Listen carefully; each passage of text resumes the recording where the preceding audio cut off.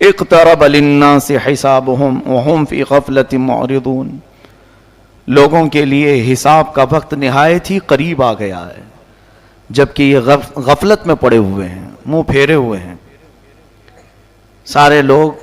بلکہ اللہ کے نبی صلی اللہ علیہ وسلم اپنے زمانے اقدس میں یوں ارشاد فرمایا کرتے کہ میں اور قیامت اس طرح سے ہیں، یعنی اتنا قریب ہیں جیسے انگلیاں۔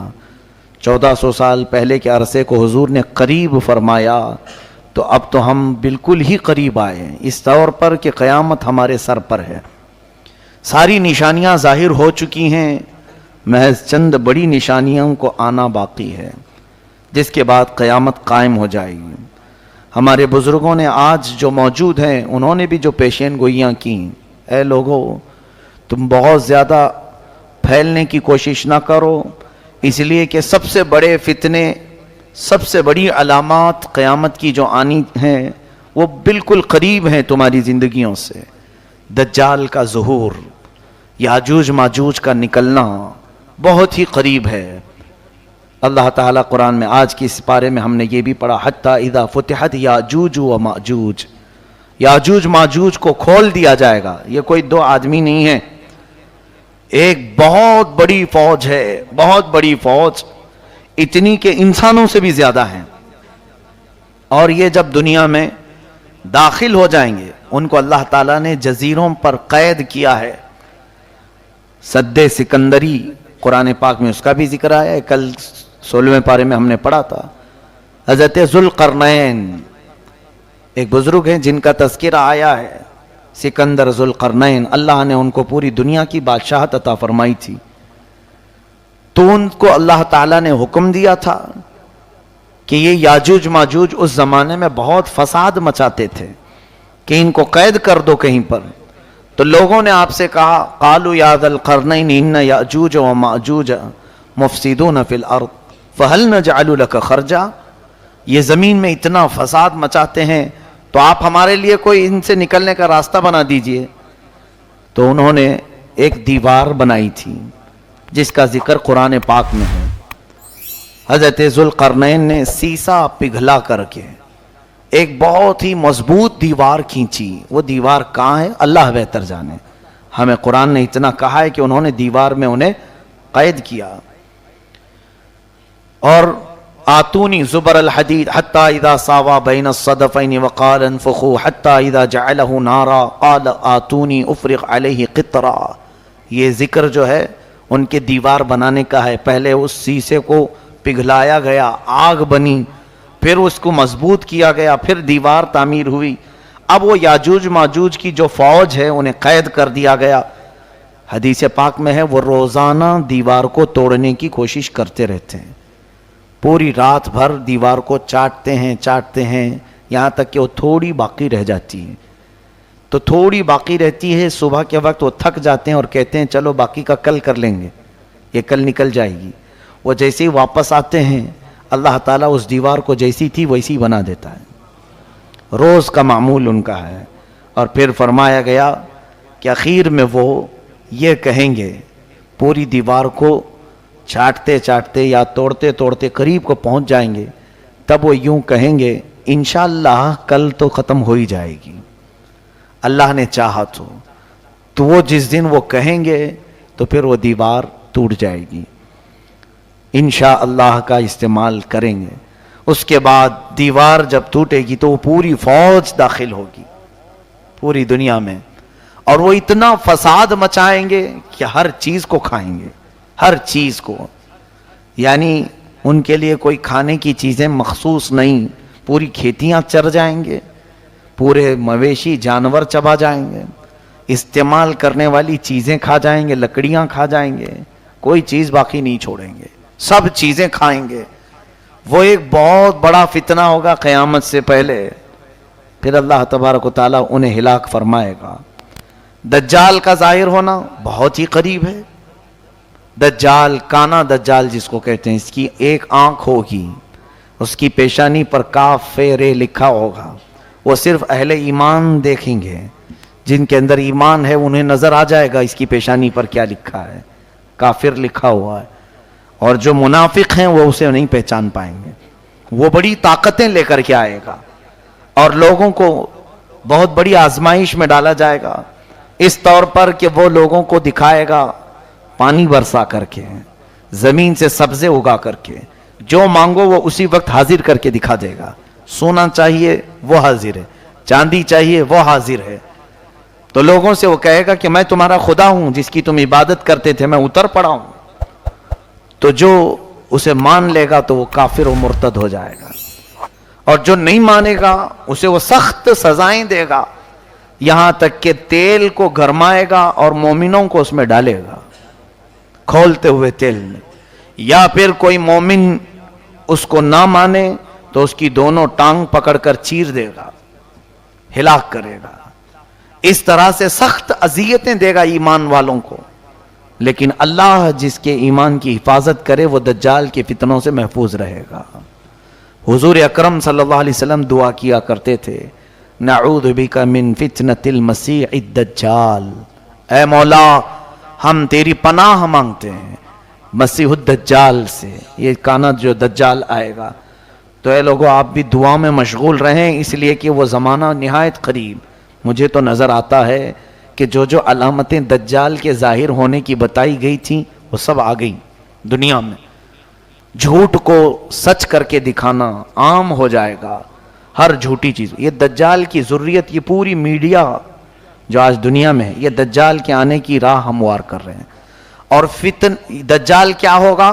یہودی اس کو مسیحا سمجھتے ہیں، یہودی اس کو اپنا مسیحا مانتے ہیں کہ وہ ہم سب کو پوری دنیا میں عزت دینے والا آئے گا۔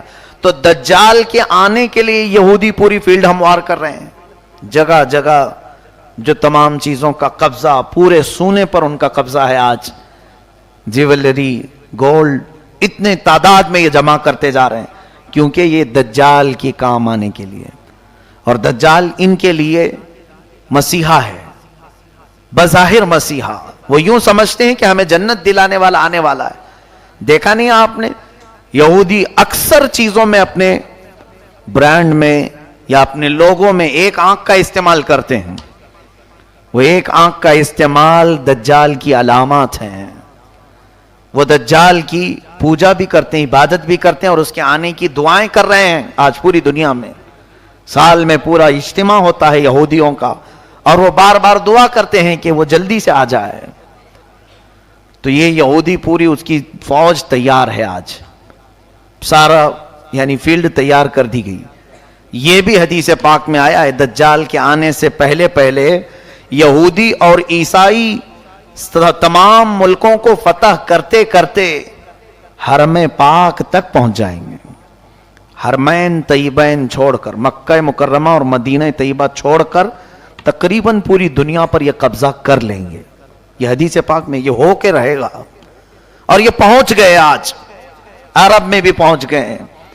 آج عرب کے تمام ایئرپورٹ، سعودی عرب، اصل میں اس کو سعودی کہنا مناسب نہیں سمجھتا، وہ عرب شریف تھا، ان ظالموں نے اس کو سعودی بنایا ہے، پہلے نہیں تھا یہ سعودی، اس کو انہوں نے اپنے خاندانی نام سے ملک کو تجویز کیا ہے۔ وہ عرب ہے، حجاز ہے حضور کے زمانے کا۔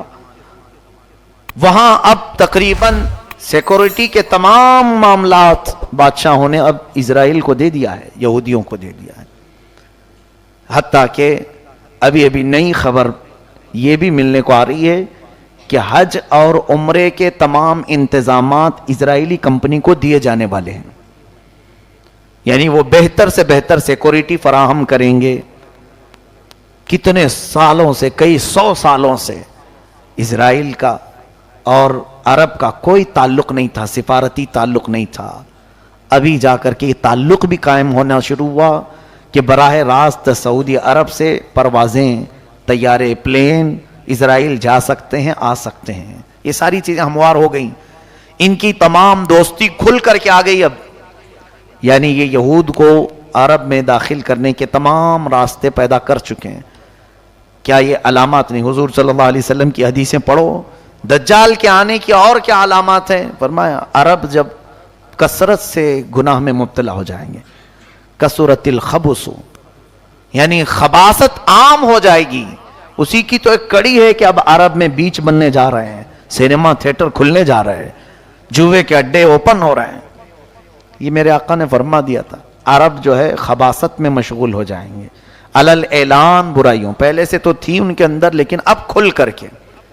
یہ دجال کے آنے کی بڑی بڑی علامتیں ہیں. دریائے تبری جس کے متعلق یہ فرمایا گیا اس کا پانی سوکھ جائے گا تب دجال آ جائے گا. ابھی ہم نے رپورٹ میں دیکھا ہے کہ 2 یا 2.5 فٹ پانی اس میں بچ گیا ہے دریائے تبری میں. یہ تمام چیزیں اتنی قریب ہیں اور میرا مولا فرماتا ہے اقترب للناس حسابهم وهم فی غفلۃ. بہت ہی قریب آ گیا ہے لوگوں کے حساب کا وقت جبکہ یہ غفلت میں پڑے ہوئے ہیں. ایسا لگتا ہے کہ کچھ حساب دینا ہی نہیں ہے. قیامت کے آنے کے آثار تمہارے لیے سب چیزیں جو میرے آقا نے فرمایا سب کھل کر کے آنے لگی. پھر کیوں ہم واپس جانے کی انتظار میں نہیں؟ اپنے لیے تیاریاں. آج دیکھیں بچہ بچہ گھر میں اپنے ماں باپ سے ایک چیز پوچھتا ہے عید کے میرے جوڑے کون سے ہیں.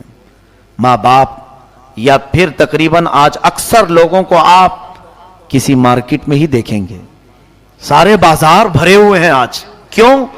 عید کی خریداری ہے. عید میں پہننا تو ہے میاں، ابھی عید تو 15-20 دن باقی ہے لیکن تیاری اب سے شروع ہے. ٹیلروں کے پاس جانا اور پھر اپنے سجنے سنورنے کے سامان لینا، یہ سب چیزیں ہو چکی.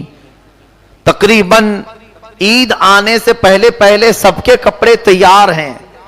گھر میں کیا بننا ہے یہ بھی تیار ہے، گھر میں کیسے سجاوٹ ہوگی یہ بھی تیار ہے، سب تیار ہے. ایک دن کی عید کے لیے ہم مہینہ بھر سے تیاریاں کر رہے ہیں. میرے عزیزو قیامت میں مولا کے حضور کھڑے ہونے کی کیا تیاری کی؟ کون کون سی تیاریاں ہمارے پاس؟ کبھی اپنے بچوں کو سکھایا کہ بیٹا وہاں رب تعالیٰ تو تجھے ننگا کر دے گا، تو کیا پہنے گا؟ قرآن پڑھا، اپنے لیے کچھ رکھا؟ کہیں تمہاری کوئی چوپڑی میں چھوٹی سی نوٹ بک میں لکھا ہوا ہے کہ میں نے اپنی زندگی میں اتنے ختم قرآن کیے ہیں، اتنی تسبیحات پڑھے ہیں، اتنے ذکر کیے ہیں؟ یا پھر کوئی تو چیزیں ایسی لکھ کر کے رکھو کہ رب تبارک و تعالیٰ کے حضور اگر پوچھا جائے تو یہ پیش کر دوں گا. ہم تو اندھا دھند جی رہے ہیں، ہم کو تو کوئی خبر ہی نہیں. باقی سب ہم جوڑے گنتے ہیں، ہر چیز کی تمام ہم کو حساب کتاب سب معلوم ہے. کس دن کیا بنے گا، کس دن کیا سجایا جائے گا، کس دن کیا پہنا جائے گا. میرے عزیزو یہ غفلت کی زندگی ہمارے لیے بہت ہی خطرناک ہے. مسلمان کی زندگی ایسی نہیں ہونی چاہیے. کفار و مشرکین اگر ایسے جیتے ہیں تو ان کے لیے تو اللہ نے جہنم تیار کیا ہے. اللہ فرماتا اعدت للکافرین، میں نے جہنم کو کافروں کے لیے تیار کیا ہے. تم کیوں اس کی تیاری کر رہے ہو؟ فاتقوا النار التي وقودها الناس والحجارة اعدت للکافرین، اس جہنم کی آگ سے ڈرو جس کا ایندھن میں نے انسانوں کو اور پتھروں کو بنایا. لیکن وہ جہنم کس کے لیے ہے؟ اے لوگو، کافروں کے لیے. تم خوش نصیب ہو، اللہ نے تمہارے لیے کہیں پر بھی قرآن میں ایک جگہ بھی نہیں فرمایا کہ جہنم ہے، بلکہ سب جگہ تمہارے لیے فرمایا ان الذین آمنوا وعملوا الصالحات کانت لہم جنات الفردوس نزلا. جو ایمان لائے ہیں، عمل صالح کیے ہیں، اے لوگو، ان کی مہمان نوازی کے لیے تو میں نے جنت الفردوس بنایا ہے. ایک جگہ نہیں، ہر پارے میں تمہیں ملے گا جنات تجری من تحتها الانہار خالدین فیہا. ایسی تمہارے لیے جنتیں میں نے بنائی ہیں، باغیچے ہیں جس میں نہریں بہ رہی ہیں، جو جائے گا اس میں ہمیشہ رہے گا. لیکن بندہ ہے کہ وہ مولا کی سجائی ہوئی جنت کو لینے کی تیاری کرنا نہیں چاہتا. کافروں کے کام اچھے لگتے ہیں، یہود و نصارہ کے عمل پسند ہیں. ہماری پوری قوم کو ان کی ایکٹیویٹیز میں دلچسپی ہے، ان کے کیریکٹر کو دل سے لگانے کو پسند کرتے ہیں. باقی رہی بات مصطفیٰ کریم صلی اللہ علیہ وسلم نے جو اخلاق کریمانہ دیے تھے، اور اسی لیے سچ فرمایا تھا میرے آقا نے، دنیا میں ایسے جیو جیسے مسافر رہتا ہے، بہت جلدی تم چلے جاؤ گے یہاں سے، اور ہمیشہ کی زندگی کو کیوں یہ چھوٹی سی زندگی پر قربان کرتے ہو؟ یہاں جتنا بھی عیش کرو گے عارضی ہوگا، ٹیمپرری ہوگا. ارے دیکھتے نہیں یہاں کپڑے بھی پرانے ہوتے ہیں، دیکھتے نہیں یہاں پر چیزیں بھی پرانی ہو جاتی ہیں، بہت جلدی پرانی ہوتی ہیں. اور تم دیکھتے دیکھتے ابھی تمہاری جو جوانی ہے وہ جھریوں میں بدل جائے گی، ابھی چہرے پر رنکلز آنے شروع ہو جائیں گے. دانت جھڑنے شروع ہوں گے، بال سفید ہونے لگیں، کمر جھکنے لگے گی. دنیا کا تو قرار ہے ہی نہیں کسی چیز پر. بہت تیزی سے تمہارے اندر تبدیلی لا رہی ہے. کیا اپنے پچھلے حالات دیکھتے نہیں؟ ذرا شیشے میں جا کر دیکھ لینا، چند دن پہلے یا چند سال پہلے تمہارا چہرہ کیسا تھا، آج کیسا ہے. بدل رہا ہے کہ نہیں بدل رہا؟ بوڑھے لوگ اپنے چہرے دیکھیں، کیا ان کے بال کبھی کالے نہیں تھے؟ کیا ان کے چہرے جگمگاتے نہیں تھے حسن سے؟ بہت جلدی تمہارے چہروں پر بھی جھریاں آ گئیں، بدل گئے. تو کیوں یہ نہیں سمجھتے کہ یہاں کی کوئی چیز میں قرار ہے ہی نہیں، پائیداری ہے ہی نہیں. بہت تیزی سے دنیا ہماری ساری چیزیں بدل دیتی.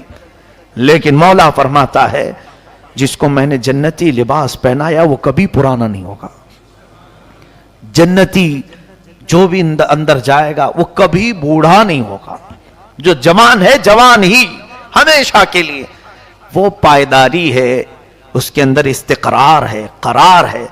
ان تمام چیزوں کو چھوڑ کر بندہ اپنی غفلت میں جی رہا ہے. اسے مختصر سا عیش چاہیے. خیر، اللہ ہمیں دنیا کی مکاریوں اور عیاریوں سے بچائے. بس دنیا سے اتنا لے لو جتنا جینے کے کام آ جائے، اتنا حاصل کر لو جتنا یہاں سے زندگی گزر جائے. لوگوں کے سامنے ہاتھ پھیلانا نہ پڑے، اللہ اپنا محتاج بنائے رکھے، بس اتنی زندگی گزار لو. باقی رہی بات بہت زیادہ پھیلنے کی تو جنت میں پھیلا لو، وہاں زیادہ سے زیادہ پھیلا لو جتنا ہو سکتا ہے. تم کثرت سے دعا کرو. حدیث پاک میں ہے تمہیں ملے نہ ملے دنیا میں دعائیں، قیامت کے دن پہاڑوں کے برابر نیکیاں اسے دی جائیں گی. پوچھے گا بندہ یہ کہاں سے مولا، میں تو اتنی نیکیاں کیا نہیں تھا. رب تعالیٰ فرمائے گا اے بندے تو دنیا میں روز مجھ سے مانگتا تھا، میں نے تجھے دیا نہیں، وہ سب یہاں کے لیے جمع کر رکھا تھا. بندہ کہتا ہے کاش میری دنیا میں تو کوئی دعا قبول نہیں کرتا، کوئی نہیں قبول کرتا، سب یہاں کے لیے رکھتا. تو آج تو میں فخر سے جنت میں سب کو بتاتا کہ میں سب سے زیادہ نیکیاں جمع کیا ہوں.